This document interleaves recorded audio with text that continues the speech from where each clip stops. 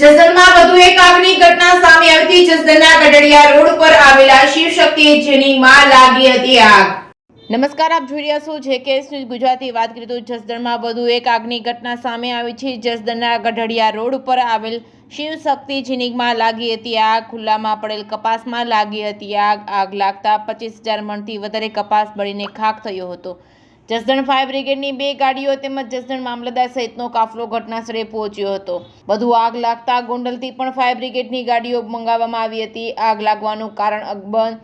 કપાસમાં આગ લાગતા એન્જિનિયરિંગના માલિકને કરોડો રૂપિયાનું નુકસાન થયું હતું। ઘટનાસ્થળે અફરાતફરી મચી ગઈ હતી। ઘટનાસ્થળે લોકોના ટોળા એકઠા થઈ ગયા હતા।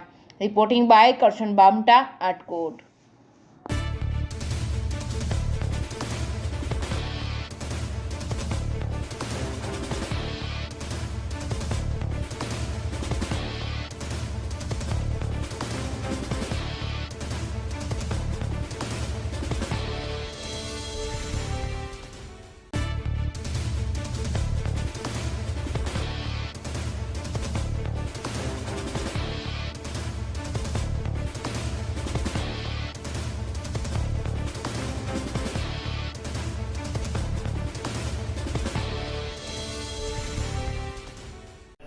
મારું નામ રવિગીરી સુરેશગીરી ગોસાઈ, શિવશક્તિ એન્જિનિયરિંગ ફેક્ટરી ગઢડિયા ગામ પાસે જસદણ।